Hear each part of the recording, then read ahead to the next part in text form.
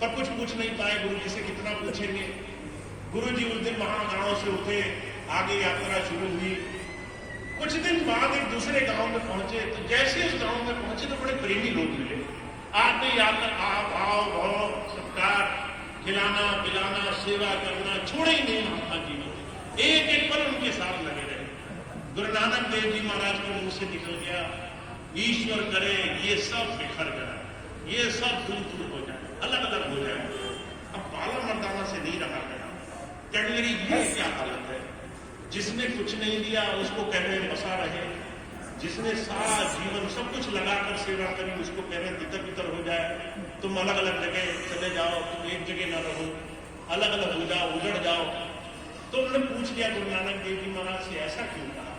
महाराज जी कहने लगे, जितने लोग विषैले हैं, जहर से भरे हुए, एक ही जगह रहे तो अच्छा है, एक ही जगह वो पड़े रहे अच्छा है। दुनिया भर में फैलेंगे तो दुनिया को विषैला कर देंगे, दुनिया को गंदा कर देंगे। महाराज जी कहा करते थे, हम आज अपने मन में अपने चित्त में वही छोटी सी गलती कर रहे हैं। अगर हम इन तमाम दुनिया की बुरी बातों को वहीं छोड़ दें, मन में आने लगे, तुम्हारा घटता क्या है? कोई तुम्हें कह दे तुम गंदे हो, तुम क्या अपने आप को नहीं जानते हो? तुम्हें क्या अपनी असलियत नहीं पता है? तुम्हें क्या अपना चरित्र नहीं पता है? तुमने आज तक किसी को गाली नहीं दी होगी, पर अगर कोई तुम्हें जोर से बोल दे कि तुम बड़े बुरे आदमी हो तो सब भूल कर लड़ने में लग जाते हैं। मैं हर रोज अपने सत्संगियों में देख रहा हूँ। आपको लगता होगा भैया जी हमें क्यों बता रहे हैं? क्योंकि मैं आप ही में ये सारी चीजें देखता हूँ। जब आप कहते हो भजन करें, भजन नहीं बनता, तो यही एक सबसे बड़ा कारण है। अगर तुम संसार की मानोगे तो संसार तुम्हें टिकने नहीं देगा, संसार तुम्हें तुम्हारे चरित्र के हिसाब से बढ़ने नहीं देगा, तुम्हारी आत्मिक शक्ति को पालन नहीं करने देगा। तुम अपने अंदर झांक कर देखा करो। हुजूर कहा करते थे, सुकरात एक बहुत बड़े दार्शनिक हुए, उन्होंने बहुत बड़ा ग्रीक साम्राज्य में आज से 2500 साल पहले उन्होंने देखा कि ये हालत आज से 2500 साल पहले राजा महाराजाओं में हुआ करती थी। तो उन्होंने जो बात कही वो बात मैं आपको समझाना चाहता हूँ। सुकरात एक बार एक महल में गए, वहां पर बहुत बड़े बड़े धनाढ्य लोग बैठे थे। अब जो पैसे का धनी हो जाता है वो ये नहीं सोचता अच्छा क्या है बुरा क्या है, सोचता है जो है सब ठीक है।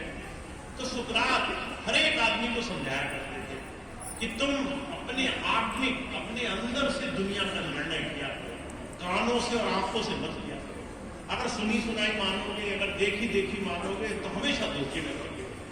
ये समझाते समझाते वो लोगों को ज्ञान दिया करते थे। एक दिन वो एक जगह से गुजरे तो एक आदमी आया भागते भागते, कहने लगा आपके इतने शिष्य हैं, ये कौन सा दूध के गुले हैं, इन्होंने कौन सा अच्छे काम किए हैं, मैं बता दूं तुम्हारे शिष्य कितनी बुराई करते हैं तो तुम आज इनको छोड़ दोगे।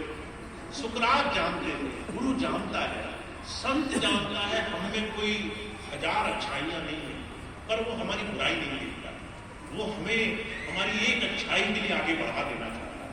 वो कहता तुम में 1000 दोष होंगे, एक अच्छाई अगर है तो उस अच्छाई पर नजर रखो, उसको बढ़ाओ, बुराइयां हटाते चलो, खामियां दोष हटाते चलो।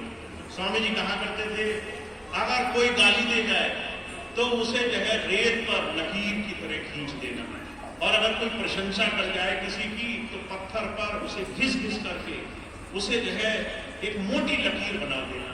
किसी ने पूछा स्वामी जी ने ऐसा क्यों बोला?